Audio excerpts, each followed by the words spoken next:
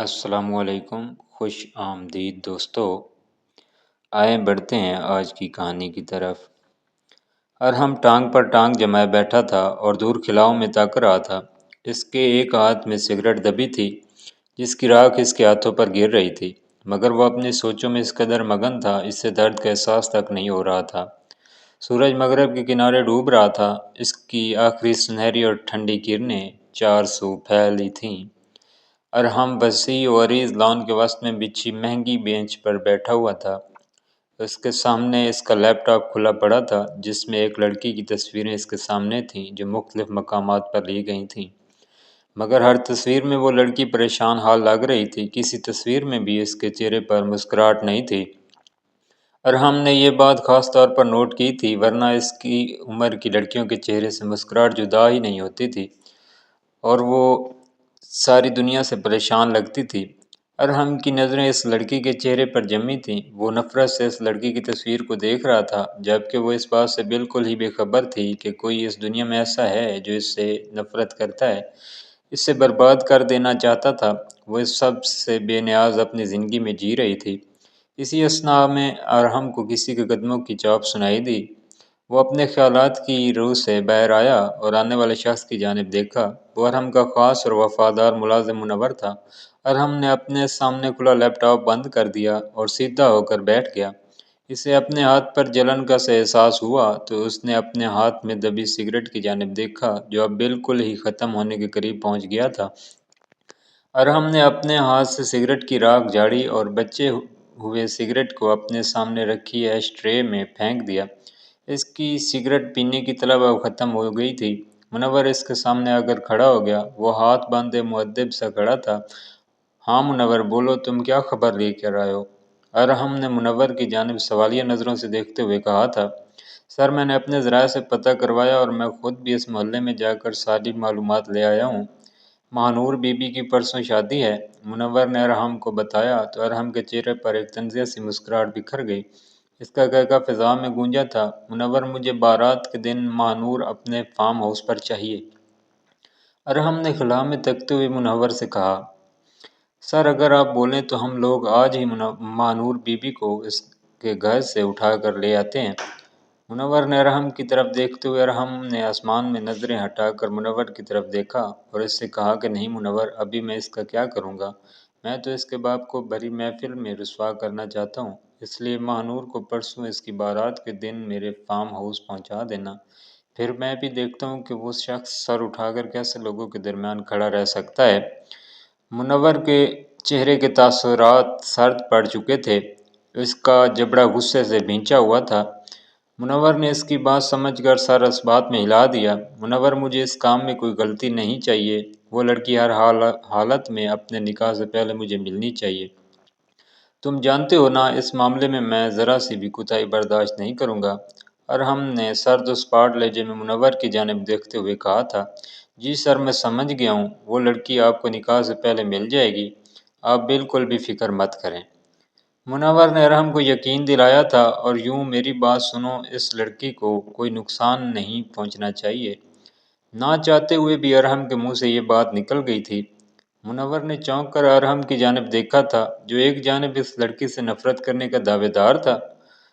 इसे इसकी बारात वाले दिन अगवा करने का मंसूबा बना चुका था और दूसरी जानिब अपने मुलाजिम को इस बात की ताकीद कर रहा था कि इस लड़की को कोई नुकसान नहीं पहुंचना चाहिए।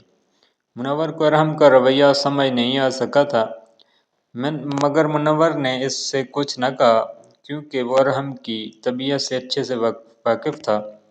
इसका मूड बदलने में कुछ ही लम्हे लगते थे। मुनव्वर खामोशी से वहाँ से चला गया था। अभी से मानूर के घर पर नज़र भी रखनी थी। अगर अरहम के इससे कहा था कि महानूर इसके निकाह से पहले ही इसे चाहिए, तो वो इसे हर हाल में चाहिए थी। अरहम ने दोबारा से अपना लैपटॉप खोल लिया था, मगर अब की बार वहाँ महानूर की तस्वीर नहीं थी, बल्कि वहाँ अरहम की माँ की तस्वीर दिखाई दे रही थी। अरहम के चेहरे से ही दुख और अजियत झलकने लगी थी। अरहम की आंखें पल भर में ही सुर्खी हुई थीं। कुछ देर पहले जो चेहरा बिल्कुल ही बेतासर था, अब वहाँ दुख के गहरे साए दिखाई दे रहे थे। اور ہم چند لمحوں تک اپنی ماں کی تصویر کو دیکھتا تھا۔ اس نے حال سے مستقبل کا سفر لمحوں میں طے کیا تھا۔ وہ ایک بار پھر سے 14 سالہ بچہ بن چکا تھا، جس نے اپنی آنکھوں کے سامنے اپنی ماں کو مرتے ہوئے دیکھا تھا، جو اپنی ماں کی لاش کے سرہانے بیٹھ کر گھنٹوں تک رویا تھا، جس کے آنسو پونچھنے والا کوئی بھی نہیں تھا۔ اور ہم گھبرا کر اپنے خیالوں کی روح سے باہر آیا تھا۔ اس کا دل تیزی سے دھڑک رہا تھا۔ اس کے ماتھے پر پسینے کی ننھی ننھی سی بوندیں نمودار ہو گئی تھیں۔ ابا، مجھے ہرگز بھی یہ شادی نہیں کرنی ہے۔ بھلے آپ مجھے جان سے مار دیں، مگر میں اس بشیر سے شادی نہیں کروں گی۔ ماہنور نے بہت سی ہمت جمع کر کے آج اپنے باپ کے سامنے کھڑی ہو گئی تھی۔ اس کی شادی میں بس 2 ہی دن رہ گئے تھے، مگر اس کا باپ اس کی ایک نہیں سن رہا تھا۔ تیرا دماغ خراب ہو گیا ہے؟ تیری شادی میں بس 2 دن رہتے ہیں اور تو شادی سے انکار کر رہی ہے۔ نواز اس پر بری طرح سے چلایا تھا۔ وہ اتنے دن سے ماہنور کی باتیں برداشت کر رہا تھا، مگر اب تو ماہنور اس کے سامنے آن کھڑی ہوئی تھی۔ اس سے ماہنور سے اتنی ہمت اور جرأت کی توقع نہیں تھی۔ ماہنور تو کبھی اس کے سامنے کچھ بولی بھی نہیں تھی، بلکہ وہ نواز کے سامنے آنے سے ہی کانپنے لگ جاتی تھی۔ کچھ آ کے وہ اس کے سامنے ہو کر اس سے شادی کا انکار کر رہی تھی۔ ابا، میں آپ کی سگی بیٹی ہوں، کوئی دشمن کی بیٹی کے ساتھ بھی یہ سلوک نہیں کرتا، جس طرح کا سلوک آپ میرے ساتھ کر رہے ہیں۔ ماہنور کی آنکھوں میں آنسو آ گئے تھے۔ اس کے گلے میں کیسے کچھ پھنس سا گیا تھا۔ نواز نے قید بھری نظروں سے اپنی بیٹی کی طرف دیکھا اور اس سے کہا کہ میں کیا کوئی انوکھا کام کر رہا ہوں؟ ساری ہی دنیا کے باپ اپنی بیٹی کی شادی کرواتے ہیں اور تو مجھے ایسے کہہ رہی ہے؟ ارے شکر کر، تیسری شادی ہو رہی ہے۔ وہ بشیر تجھ سے بغیر جہیز کے شادی کرنے پر تیار ہے۔ وہ تجھے بہت خوش رکھے گا۔ نواز نے اپنے سامنے رکھی کھانے کی ٹرے اپنی جانب بڑھائی اور روٹی توڑ کر شوربے میں بھگونے لگا۔ ابا، یہ شادی نہیں ہے، آپ نے مجھے اس بشیر کے ہاتھوں بیچا ہے۔ تو وہ بشیر آپ سے جہیز کیوں لے گا؟ بلکہ آپ تو اپنی سگی بیٹی کے بدلے اس بشیر سے پیسے لے رہے ہیں۔ یہ کہتے کہتے ماہنور کی آنکھوں سے آنسو گرنا شروع ہو گئے تھے۔ وہ سوچ بھی نہیں سکتی تھی کہ ایک دن اس کا باپ اس کے ساتھ یہ سلوک کرے گا۔ میں ایسا کون سا تیرے ساتھ ظلم کر رہا ہوں؟ تیری شادی ہی تو کر رہا ہوں۔ اگر اس کے بدلے مجھے کچھ پیسے مل رہے ہیں، اس میں کیا برائی ہے؟ نواز نے تیکھے لہجے میں اپنی بیٹی کی جانب دیکھتے ہوئے کہا تھا۔ ابا، آپ میری شادی نہیں کر رہے، بلکہ مجھے بیچ رہے ہیں، اور وہ بھی اس شخص کے ہاتھوں جو میری باپ کی عمر کا ہے، جس کی پہلے سے ہی 2 بیویاں ہیں، اس کے بچے بھی مجھ سے بڑے ہیں۔ یہ میرے ساتھ ظلم نہیں ہے تو کیا ہے؟ ماہنور اب تھک سی گئی تھی۔ اس کی آنکھوں سے آنسو مسلسل بہہ رہے تھے۔ نواز نے جواباً اسے شعلہ بات نگاہوں سے گھورا تھا۔ ماہنور، میں نے تیری بہت بکواس سن لی ہے۔ 2 دن بعد تیری شادی ہر حال میں بشیر سے ہوگی۔ نواز نے غصے سب مقام پلیٹ میں ٹپکا رکھا تھا، لیکن ابا، ماہنور نے کچھ کہنے کی کوشش کی، مگر اب کی بار نواز کو خوب غصہ چڑھ گیا تھا۔ اس نے اپنے سامنے ٹرے میں رکھا سٹیل کا گلاس اٹھا کر پوری قوت سے ماہنور کی جانب پھینک دیا۔ یہ سب کچھ اتنا اچانک ہوا کہ ماہنور کو سنبھلنے کا موقع بھی نہیں ملا اور وہ گلاس ماہنور کے ماتھے سے ٹکرایا۔ ماہنور کی چیخ بے ساختہ بلند ہوئی۔ ماہنور اپنے سر پر ہاتھ رکھے نیچے بیٹھتی چلی گئی۔ میرے ساتھ زبان چلاتی ہے؟ تیری بھول ہے کہ تیری شادی بشیر سے نہیں ہوگی۔ اگر تو نے کچھ گڑبڑ کرنے کی کوشش کی تو میں اپنے ہاتھوں سے تیرا گلا گھونٹ دوں گا۔ نواز اپنی جگہ سے اٹھ کر ماہنور پر بری طرح سے چلا رہا تھا۔ اسے ڈر تھا کہیں ماہنور کوئی گڑبڑ نہ کر دے یا پھر مولوی کے سامنے انکار نہ کر دے۔ وہ بشیر سے ملنے والے پیسوں سے ہاتھ نہیں دھونا چاہتا تھا۔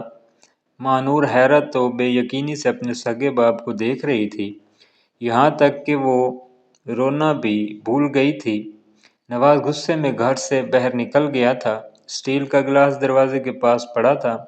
ماہنور جانے کتنی ہی دیر تک وہاں بیٹھی رہی، روتی رہی۔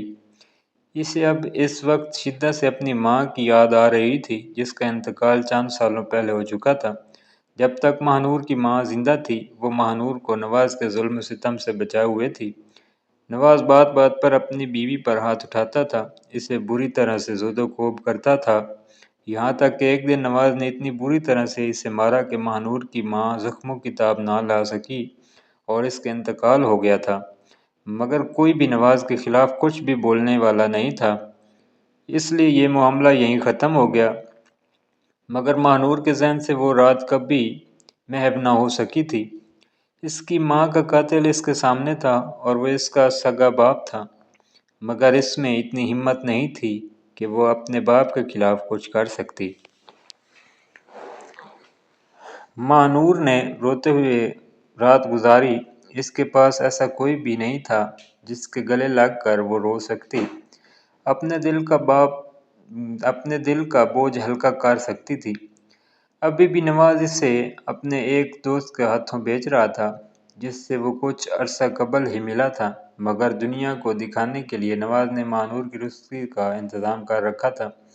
بشیر نواز سے بھی بڑا تھا اور اس کے جوان بچے تھے۔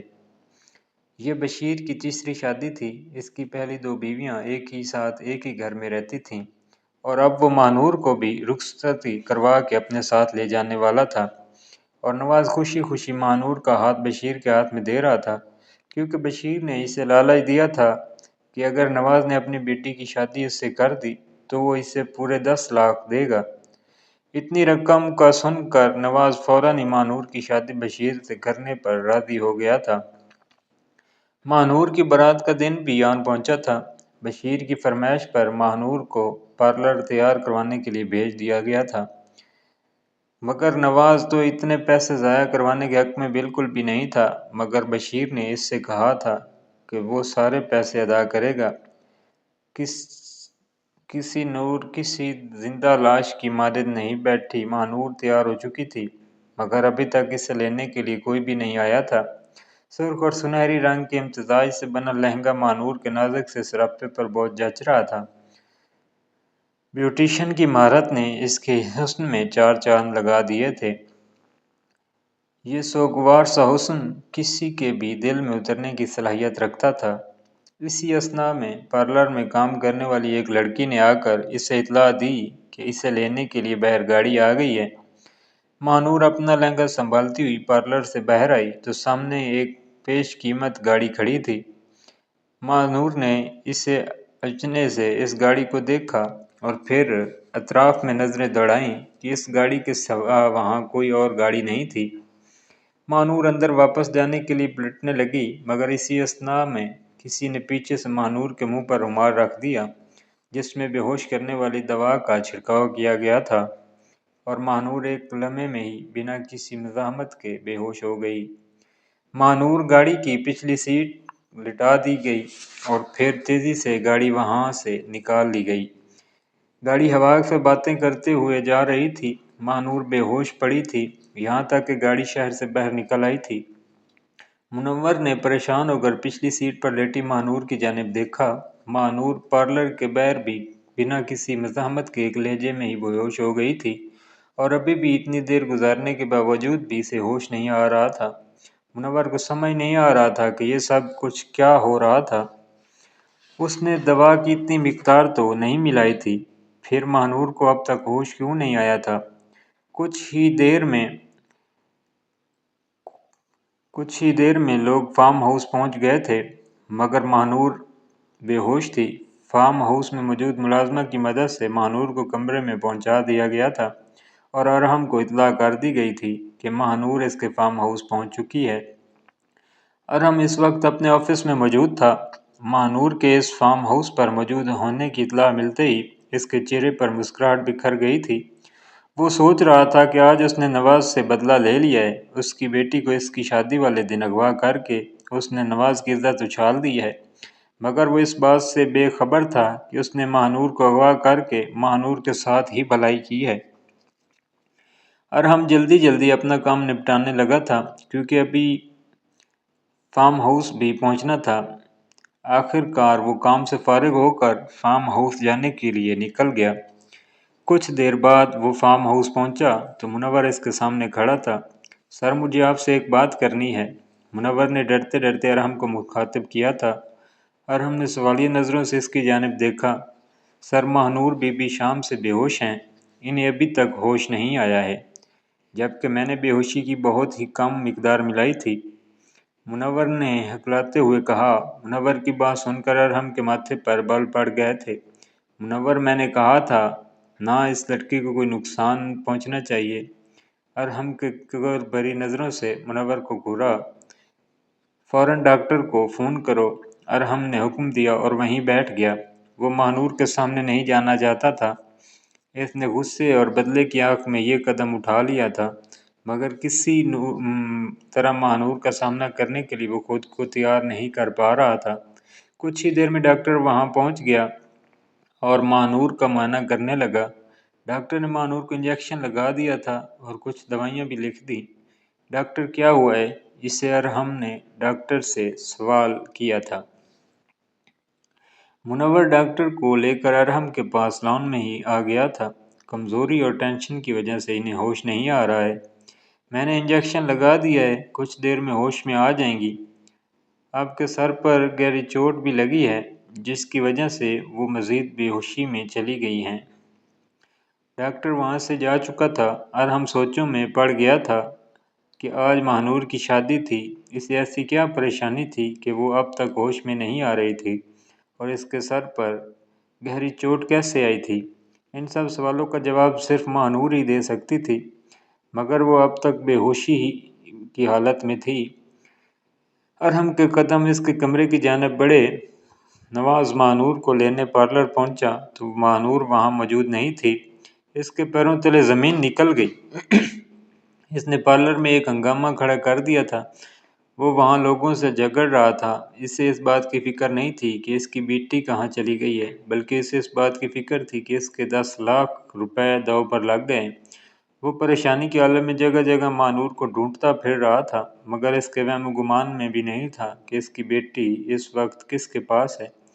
وہ تھک ہار کر شادی ہال میں آ گیا تھا۔ بارات بھی پہنچ چکی تھی۔ بوڑھا بشیر بھی اپنی دلہن کی غیر موجودگی پر غصے میں اپے سے بہر ہو رہا تھا۔ وہ نواز پر بری طرح سے برس رہا تھا کہ اس کی لاپرواہی کی وجہ سے اس کی بیٹی شادی سے بھاگ گئی ہے۔ نواز اپنا سر تھامے ہوئے بیٹھا تھا۔ بشیر نے اس کے پیسے دینے سے صاف انکار کر دیا تھا اور پھر بشیر بارات لے کر واپس چلا گیا۔ نواز بری طرح سے بے چتاب کھا رہا تھا۔ وہ اتنی آرام سے اپنے پیسے ہاتھ سے جانے نہیں دے سکتا تھا۔ وہ پاگلوں کی طرح ماہنور کو ڈھونڈ رہا تھا، مگر اس کا کچھ پتہ نہیں چل رہا تھا۔ دوسری جانب ماہنور بھی دواؤں کے زیر اثر سو رہی تھی۔ ارحم ہمت جمع کرتے ہوئے کام سے اٹھا اور اپنے کمرے کی جانب بڑھا تھا۔ وہ جانتا تھا کہ اس وقت اس کے کمرے ماہنور موجودگی وہ اس کا سامنا کرنے سے کترا رہا تھا، مگر کب تک وہ اس سے چھپ کر رہ سکتا تھا؟ وہ کمرے میں داخل ہوا تو اس کے قدم جم سے گئے تھے۔ اس کا دل یک دم ہی دھڑکنا بھول گیا تھا۔ وہ آج کئی سالوں بعد ماہنور کو اپنے سامنے دیکھ رہا تھا۔ اس کی سانسیں اسے اپنے سینے میں اٹکتی ہوئی سی محسوس ہوئی تھیں۔ اس نے بے اختیار ہی میں اپنے دل پر ہاتھ رکھا تھا۔ ماہنور دلہن کے روپ میں بے انتہا حسین لگ رہی تھی۔ ارحم دروازے میں ہی ساکت سا کھڑا ہو گیا تھا۔ بے اختیار ہی اس کے قدم اندر کمرے کی جانب اٹھے تھے۔ اس نے کمرے میں داخل ہو کر اپنے پیچھے دروازہ بند کر دیا اور ماہنور کی جانب بڑھا۔ دلہن کے روپ میں ماہنور کا حسن مزید دو آشفتہ ہو رہا تھا۔ ارحم کی نظر اس کے کان میں پہنے بھاری جھمکے پر پڑ گئی تھی۔ وہ جھمکا ترچھا ہو کر اس کی گردن میں زخم کر رہا تھا۔ ارحم کے دل کو کچھ ہوا تھا۔ اس نے ہاتھ بڑھا کر اس پر جھک کر اس کے کان سے اس جھمکے کو نکالنا چاہا تھا۔ اسی اثنا میں ماہنور کی آنکھ کھلی تھی۔ وہ خود پر جھکے ایک اجنبی کو دیکھ کر اپنی جگہ ساکت سی رہ گئی۔ ماہنور کو ہوش میں آتے دیکھ کر ارحم یک دم ہی سیدھا ہوا۔ ماہنور ایک جھٹکے سے اٹھ کر بیٹھ گئی اور گھبرا کر اپنے ارد گرد کا جائزہ لینے لگی۔ اس کا سر بہت بھاری ہو رہا تھا۔ سر پر زخم ایک بار پھر سے دکھنے لگا تھا۔ ماہنور نے بے اختیار ہی میں اپنا سر تھام لیا تھا۔ اسے یاد آیا کہ وہ تو پارلر کے باہر کھڑی تھی اور پھر کسی نے اس کے منہ پر رومال رکھا تھا۔ وہ یک دم ہی بے ہوش ہو گئی تھی۔ میں یہاں کیا کر رہی ہوں؟ تم کون ہو؟ ماہنور نے دہشت سے سامنے کھڑے ارحم کو دیکھتے ہوئے کہا، مگر اس کی آواز واضح کانپ رہی تھی۔ ارحم نے بے بسی سے اپنی آنکھیں بند کی۔ مہنور نے اس کی توقع کے عین مطابق اسے بالکل بھی نہیں پہچانا تھا۔ مہنور کی آنکھوں میں خوف و ہراس کی پرچھائیاں واضح دکھائی دے رہی تھیں۔ ارحم خاموشی سے سینے پر ہاتھ باندھے مہنور کو دیکھ رہا تھا۔ کسی نور بیڈ سے اٹھ کھڑی ہوئی۔ وہ اپنے سامنے ایک اجنبی شخص کو دیکھ کر گھبرا سی گئی تھی۔ اس کی آنکھوں میں آنسو بھر گئے تھے۔ میں جانتا تھا تم مجھے نہیں پہچان سکو گی۔ پہچانو گی بھی کیسے؟ تم اس شخص کی تو بیٹی ہو جس نے ہماری زندگی برباد کر دی اور اب خود ہمیں بھول کر سکون سے بیٹھا ہے۔ مہنور نے حیرت سے ارحم کی جانب دیکھا۔ اسے سمجھ نہیں آ رہا تھا کہ سامنے کھڑا شخص اس سے کیا کہہ رہا ہے۔ تم کون ہو اور کیا کہہ رہے ہو؟ مجھے کچھ بھی سمجھ نہیں آ رہا۔ پلیز مجھے یہاں سے جانے دو، میں تمہیں نہیں جانتی ہوں، مہنور نے ڈرتے ڈرتے ارحم سے کہا۔ اس کی بات سن کر ارحم کو یک دم ہی غصہ چڑھا۔ تم سچ میں نہیں جانتی؟ مہنور ارحم نے سختی سے دبوچ کر اس سے سوال کیا۔ دونوں کی آنکھیں ایک دوسرے ٹکرائیں۔ ارحم کو اپنا دل اس کی آنکھوں میں ڈوبتا ہوا محسوس ہوا تھا۔ تم اتنی جلدی ارحم کو بھول چکی ہو؟ ارحم نے مہنور کے چہرے پر آئی لٹوں کو اس کے جان کے پیچھے اڑستے ہوئے کہا تھا۔ مہنور پل بھر میں ہی شاک ہوئی تھی۔ اس کا ارحم اس کے سامنے کھڑا تھا۔ آج اتنے سالوں بعد وہ اسے دیکھ رہی تھی۔ اس سے ملنے کی، ایک بات دیکھنے کی اس نے جانے کتنی ہی دعائیں مانگی تھیں۔ اس کی دعا ایک دن ایسے قبول ہوگی اس نے کبھی سوچا بھی نہیں تھا۔ اور پھر مہنور بے اختیار ہی اس کے کندھے پر سر ٹکا کر پھوٹ پھوٹ کر رونے لگی تھی۔ اب کی بار صدمے کی باری ارحم کی تھی۔ اس سے تو لگ رہا تھا کہ وہ مہنور کے ساتھ برا سلوک کر رہا تھا تاکہ اس کے باپ کو تکلیف ہو، مگر مہنور تو اس کے کندھے پر سر ٹکائے رو رہی تھی۔ ارحم کو اپنی سانسیں سینے میں گھٹتی ہوئی محسوس ہوئی۔ ارحم سوچ کر ضبط کیے کھڑا تھا۔ وہ اتنے سالوں بعد اپنی مہنور سے مل رہا تھا۔ وہ تو کچھ بھی سوچے سمجھے بغیر اس کے کندھے سے لگی آنسو بہا رہی تھی۔ وہ تو یہ بھی نہیں سوچ رہی تھی کہ اسے اغوا کرنے والا وہی ہے۔ ارحم نے ایک جھٹکے مہنور کو خود سے دور کیا۔ مہنور لڑکھڑا کر سنبھل گئی تھی۔ ارحم آپ کہاں تھے؟ آپ مجھ سے وعدہ کر کے گئے تھے، آپ مجھ سے ملنے ضرور آئیں گے۔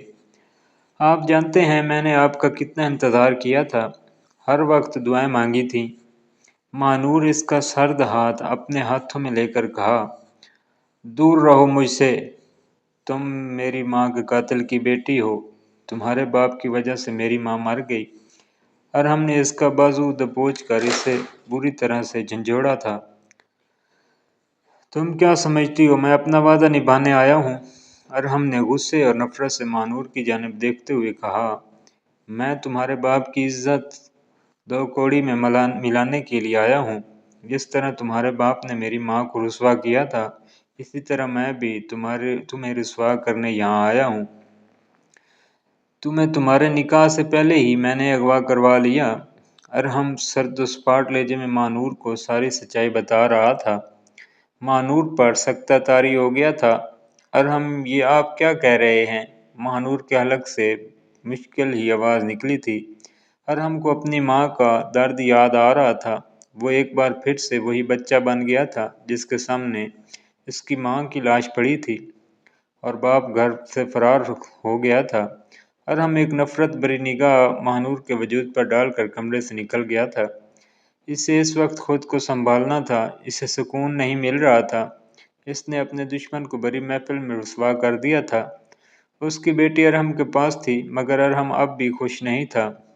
اسے سالوں پہلے کا وہ منظر یاد آیا جب وہ اپنے ماں سے باپ نے ساتھ اپنے گھر میں خوش خرم زندگی بسر کر رہا تھا۔